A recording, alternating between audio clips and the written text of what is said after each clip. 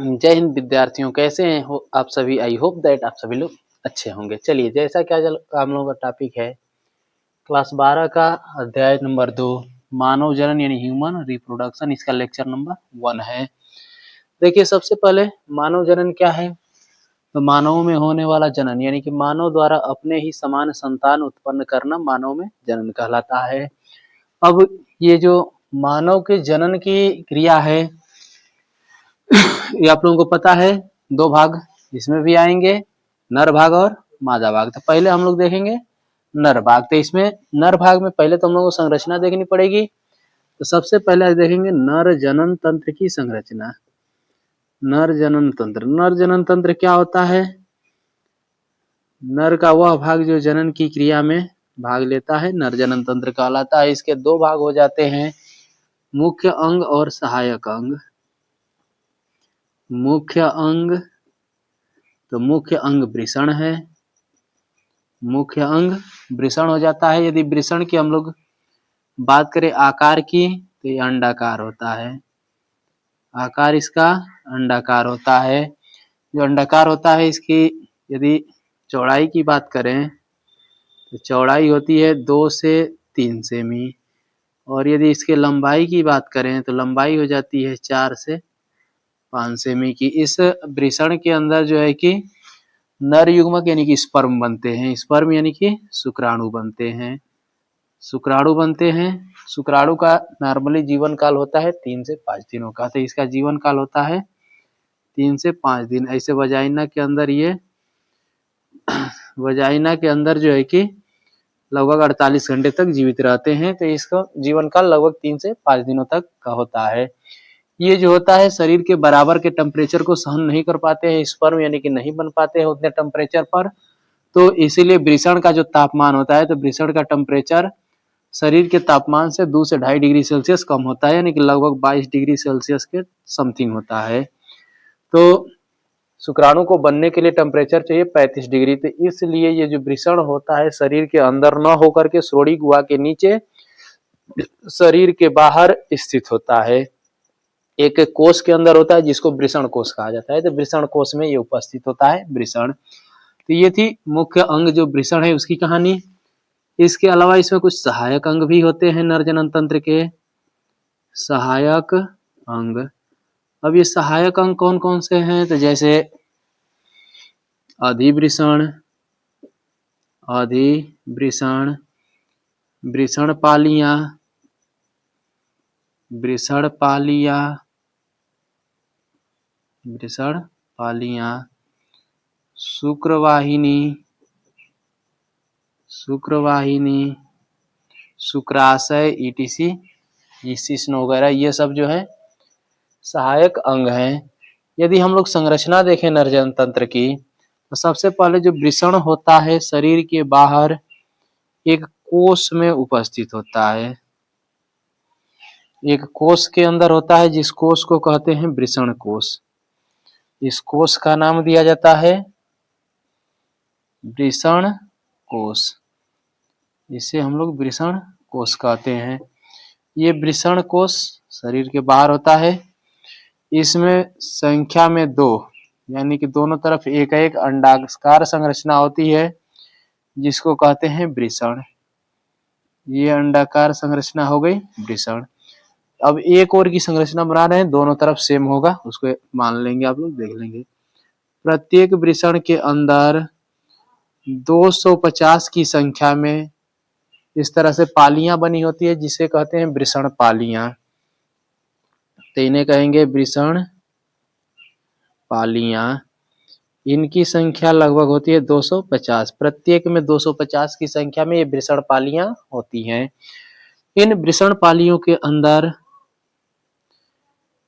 2 से 3 की संख्या में नलिकाएं पाई जाती हैं जिनको कहा जाता है शुक्र जनन नलिकाएं। इनको कहा जाता है शुक्र जनन नलिकाएं। यही शुक्र जनन नलिका स्पर्म का निर्माण करेगी, शुक्राणु का निर्माण करेगी। ये बनी होती है नर जर्म कोशिकाओं से। ठीक, तो शुक्र जनन नलिका जो होती है, शुक्र जनन नलिका नर जर्म कोशिकाओं की बनी होती है जो स्पर्म का निर्माण करती है। ये बाहर की ओर खुलती है लीडिंग कोशिका में, यानी जिसको अंतराली कोशिका भी कहा जाता है। तो ये खुलती है बाहर की ओर लीडिंग कोशिका यानी अंतराली कोशिका में। दिख रहा है, थोड़ा सा ऊपर कर दे रहे हैं। ये लीडिंग कोशिका या इसी को कहते हैं अंतराली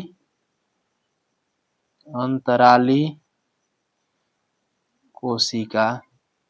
तो ये अंतराली कोशिका में खुलती हैं और अंतराली कोशिका यानी कि जो लीडिंग कोशिका है यह एक हार्मोन्स का स्राव करती है जिसको कहते हैं एंड्रोजन हार्मोन्स।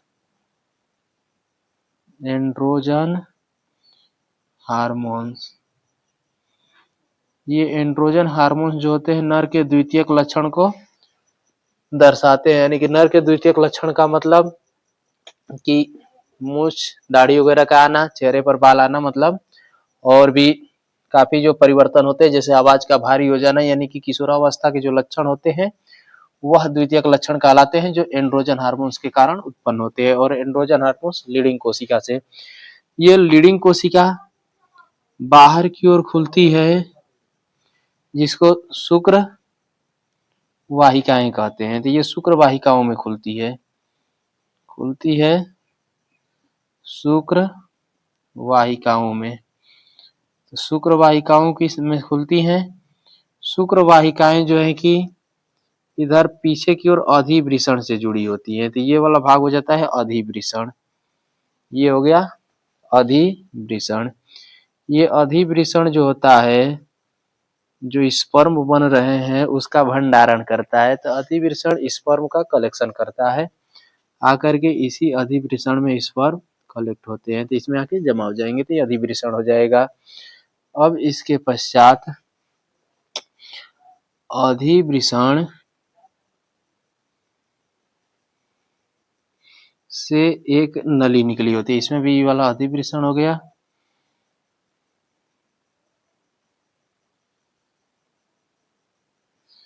और इस अधिवृषण से एक नली होती है जो कि पहुंचती है मूत्राशय में, मूत्रवाहिनी के पीछे से लूप बनाती हुई। थोड़ा सा इसको यदि हम लोग डायग्राम को देखें, फिगर थोड़ा सा आप लोग बढ़िया से बना लेंगे, ठीक।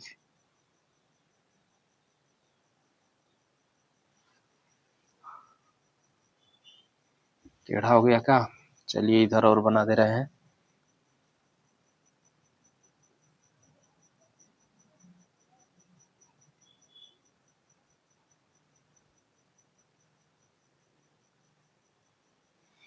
अभी भी टेढ़ा।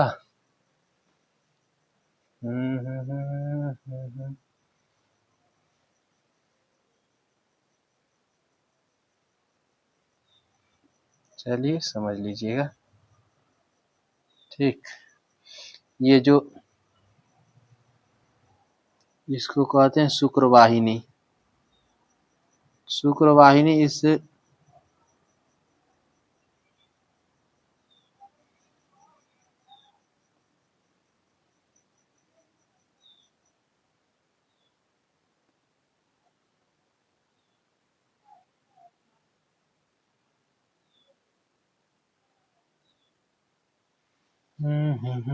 ये है मूत्रवाहिनी।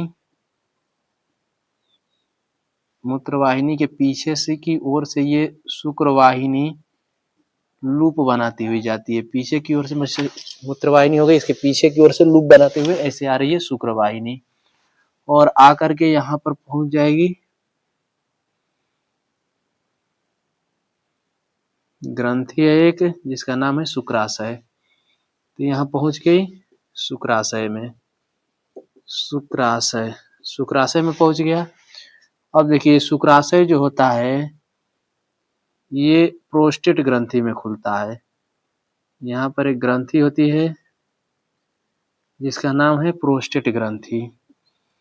प्रोस्टेट ग्रंथि, ये प्रोस्टेट ग्रंथि क्षारीय द्रव का स्राव करता है जिसको सीमेन कहा जाता है यानी वीर्य कहा जाता है। तो ये वीर्य यानी कि क्षारीय द्रव का स्राव करता है, जो स्पर्म को गतिशीलता प्रदान करने के लिए ऊर्जा देता है, यानी कि स्पर्म को तैरने के लिए ऊर्जा प्रदान करता है, जो प्रोस्टेट ग्रंथि द्वारा निकलने वाला क्षारीय द्रव है। अब इसके पश्चात यहाँ पर एक ग्रंथि होती है जिसको हम लोग नाम देते हैं बल्बो यूरेथ्रल ग्रंथि। तो ये ग्रंथि हो गई बल्बो यूरेथ्रल ग्रंथि। ये बल्बो यूरेथ्रल जो ग्रंथि होती है यह एक वाल्व के घाती कार्य करती है, क्योंकि ये जो आगे चल करके एक ही मार्ग होता है जिसमें से यूरिन भी निकलता है और सीमेन यानी कि वीर्य का भी स्राव होता है, और उसको कंट्रोल करने का काम है बल्बो यूरेथ्रल ग्रंथि का। या तो यूरिन को बाहर जाने देगा, अन्यथा स्पर्म को यानी कि वीर्य को, सीमेन को बाहर जाने देगा। देखिए इसके बाद ये हो जाता है मूत्र मार्ग। मूत्र मार्ग के ऊपर इसे को इसको शीश्न कहा जाता है। शीश्न कहेंगे। शीश्न जो कि ऊपर की ओर एक पतली त्वचा द्वारा ढका होता है। तो इस पतली त्वचा द्वारा ये शीश्न ढका होता है। तो ये जो पतली त्वचा द्वारा ढका होता है जिसको कहा जाता है शीश्नमुंड, सॉरी ऊपर वाले भाग को शीश्नमुंड कहा जाता है। इसको कहा जाता है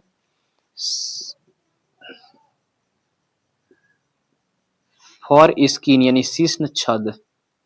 शीश्न छद कहा जाता है यानी कि फॉर स्किन,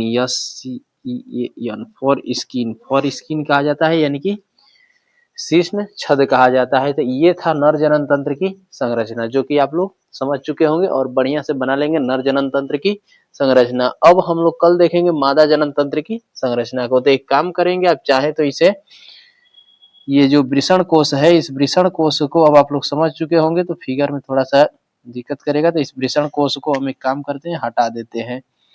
तो वृषण कोश को यहाँ से हटा देंगे ताकि और बढ़िया दिखने लगे, उस समझाने के लिए आप लोगों को बना दिए थे। अब इधर वृषण कोश को बाहर से हम हटा दे रहे हैं।